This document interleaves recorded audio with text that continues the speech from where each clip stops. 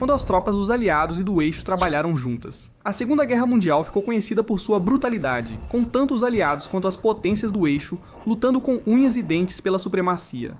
Mesmo assim, ocorreram casos em que soldados de um lado ajudaram seus inimigos, intencionalmente ou não. Seja por um senso de moralidade, ideologia ou algum motivo conhecido apenas por eles, aqui estão alguns exemplos de quando o eixo e os aliados trabalharam juntos. A Batalha do Castelo de Ytter. Em maio de 1945, com o dia da vitória na Europa se aproximando e o reinado de terror nazista chegando ao fim, restava uma última batalha. Nos Alpes austríacos, o Castelo de Ytter era uma fortaleza datada do século XIII. Durante a guerra, ele estava sob o controle administrativo do campo de concentração de Dachau, a cerca de 145 km de distância. O castelo era usado pela SS para prender prisioneiros valiosos, principalmente potenciais reféns. Em sua maioria cidadãos franceses, incluindo 2 ex-primeiros-ministros, generais e figuras políticas de destaque. Em 4 de maio, os guardas do Castelo Ytter abandonaram seus postos e fugiram, deixando os prisioneiros confusos e incertos sobre seu destino. Na região, havia várias unidades da Gestapo e Waffen-SS que executavam quem tentasse se render.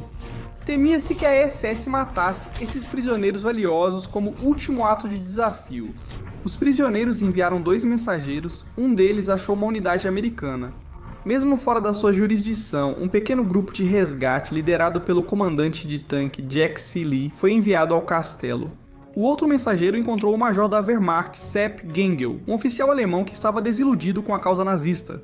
As unidades decidiram cooperar na proteção dos prisioneiros, enquanto Lee posicionou seu Sherman na entrada do castelo. No dia seguinte, uma unidade da Waffen-SS foi recebida por soldados americanos, desertores da Wehrmacht e prisioneiros franceses e austríacos. Usando armas leves deixadas para trás pelos guardas de Ytter, o tanque de Lee foi destruído, embora não tenham ocorrido baixas. A luta durou o dia inteiro e os defensores ficaram sem munição ao disparar os últimos tiros. Elementos do Regimento de Infantaria 142 enfrentaram tropas da SS, capturaram mais de 100 e eliminaram ou dispersaram o resto. A única morte entre os defensores foi Gengel, atingido após salvar um prisioneiro. Outros 4 ficaram feridos, encerrando uma das batalhas mais estranhas da Segunda Guerra Mundial. Caça da Luftwaffe, o escoltas bombardeiro americano. Em 20 de dezembro de 1943, bombardeiros B-17 seguiam para Bremen, Alemanha, para atacar uma fábrica dos caças FW-190. Um desses, apelidado de Ye Old Pub, era pilotado por Charlie Brown. Ao se aproximarem, os canhões antiaéreos alemães abriram um fogo devastador. A rajada quebrou o nariz de plexiglass, permitindo que ventos gelados entrassem na aeronave. Impactos subsequentes destruíram um motor e danificaram outro. Com potência reduzida, o bombardeiro deixou a formação e logo foi cercado por caças alemães. Na luta que se seguiu, outro motor foi danificado. O artilheiro de cauda morreu, a tripulação ficou ferida e só restaram a torre dorsal e uma metralhadora no nariz. Brown virou o avião rumo à Inglaterra, mas logo perdeu as esperanças de chegar em segurança. Enquanto o Old Pub voltava avariado, a tripulação ferida e congelada viu uma cena desconcertante. Ao lado do bombardeiro estava um Messerschmitt Bf-109 alemão, pilotado por Franz Stigler, que em vez de destruir a fortaleza avariada, acenou. Ao ver o estado dos homens, ele não teve coragem de matá-los.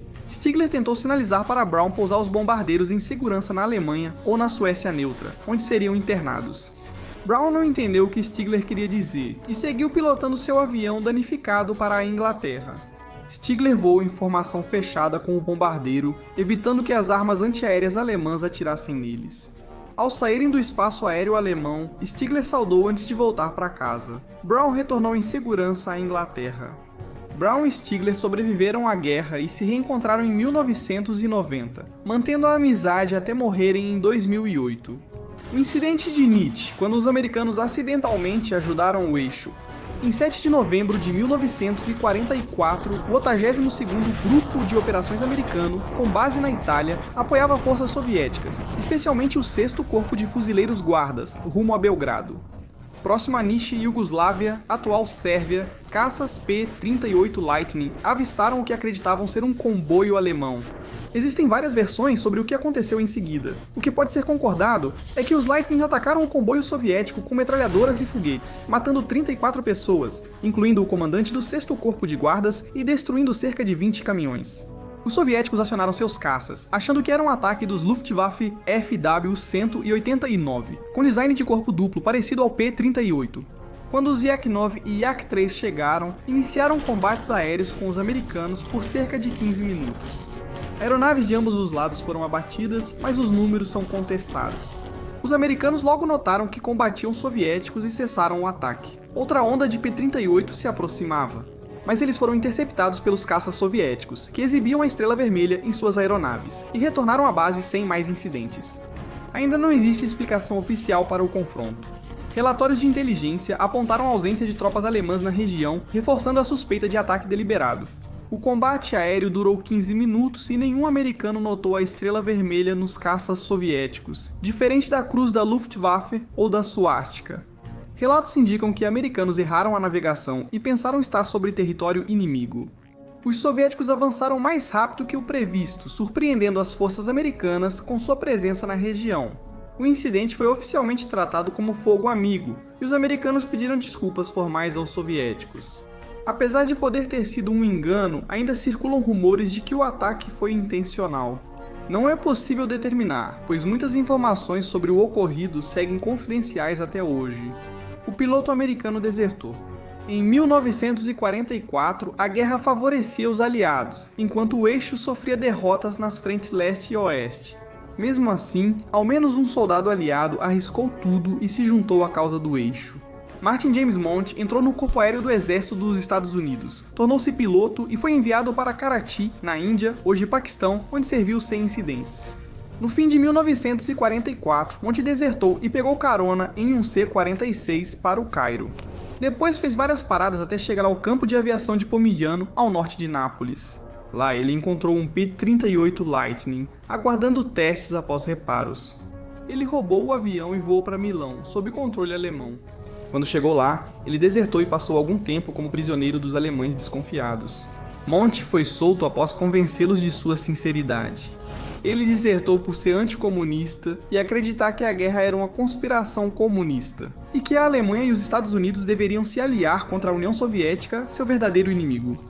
Ele ofereceu seus serviços ao esforço de guerra nazista e foi enviado a Berlim, onde iniciou transmissões de rádio pedindo aos americanos que parassem de lutar contra a Alemanha e focassem nos soviéticos malignos. Transmitindo como Martin Witoft, seu programa teve poucas sessões antes do fim de sua carreira no rádio. E o avião que ele pilotava? Os alemães tomaram posse do P-38 com entusiasmo, repintando a aeronave com suas próprias insígnias, que então foi usada pela Luftwaffe até o fim da guerra. Quando a guerra terminou, Monty escapou de Berlim e voltou para a Itália, onde se entregou aos americanos. Ele foi detido, acusado de deserção e recebeu sentença de suspensão de 15 anos. Só em 1948 é que sua deserção e atividades de propaganda foram descobertas. Acusado de traição, ele podia ser condenado à morte. Monty se declarou culpado e foi condenado a 25 anos de prisão e multa de $10.000. Libertado condicionalmente em 1960, ele tentou anular a condenação sem sucesso e faleceu em 2000. Unidades das SS britânicas, francesas e norueguesas. A Waffen-SS era o braço militar do partido nazista alemão fora da Wehrmacht. Apesar de estar associada a um partido político alemão, a SS recrutava membros de outras nações com entusiasmo, colocando-os em funções de combate. Na Noruega ocupada pelos alemães, muitos noruegueses se alistaram nas forças armadas alemãs, como Wehrmacht, Kriegsmarine e Luftwaffe. Aproximadamente 50.000 noruegueses lutaram pelo Terceiro Reich, muitos deles na Legião Norueguesa, unidade da SS criada em 1941. Após sua formação, a legião foi enviada à frente de Leningrado, participando do cerco prolongado à cidade. Após grandes baixas pelos contra-ataques soviéticos, a legião foi dissolvida em 1943. Os que queriam continuar lutando pela SS foram transferidos para a 11ª Divisão Voluntária Panzergrenadier Nordland, onde seguiram combatendo pelos alemães. Além dos noruegueses, a Divisão Nordland tinha muitos dinamarqueses que aderiram à causa nazista. Ao fim da guerra, voluntários da Hungria, Holanda, Grã-Bretanha, Finlândia, Romênia, França, Espanha, Suíça, Estônia e Suécia já faziam parte da unidade. A Divisão Nordland lutou até o fim da guerra em 1945, com muitos combatendo até a morte contra os aliados. Os capturados eram frequentemente repatriados para seus países de origem para julgamento por traição. Algumas unidades da SS foram recrutadas por necessidade.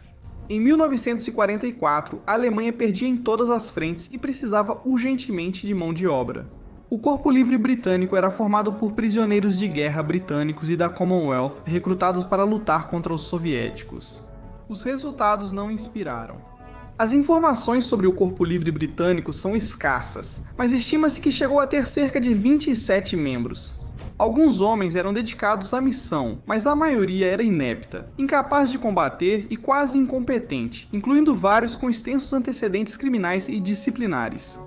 A maioria dos homens queria desertar, e o Corpo Livre Britânico foi dissolvido pouco após sua criação, sem entrar em combate. Na França de Vichy, sob domínio alemão, a RS recrutou outra unidade de qualidade totalmente oposta. A 33ª Divisão de Granadeiros Waffen da SS, ou Primeira Divisão Francesa da SS e Divisão Charlemagne, foi criada em 1944. Era formada a partir de outras unidades francesas que já haviam servido com o Terceiro Reich desde 1941, assim como a Legião de Voluntários Franceses contra o Bolchevismo, ou LVF, e a 8ª Brigada de Voluntários Sternbrigade França, que atuaram na Frente Oriental. Em 1944, ambas as unidades foram dissolvidas e reformadas na 33ª Divisão de Granadeiros. No auge, a divisão tinha 7.000 membros, mas após combates intensos, restavam só 700 em abril de 1945. Cerca de metade foi enviada para ajudar um batalhão de construção, enquanto o restante foi destacado para Berlim. Lá eles foram designados para guardar o bunker do Führer. Eles lutaram ferozmente, cientes do destino dos traidores que enfrentavam os soviéticos até quase o fim, sendo uma das últimas unidades a resistir na capital alemã. Cerca de 30 sobreviventes se renderam em 2 de maio de 1945. Dos membros que escaparam, alguns conseguiram chegar à França, onde foram capturados pelos aliados. Alguns foram presos após julgamento, mas muitos foram executados no local por traição.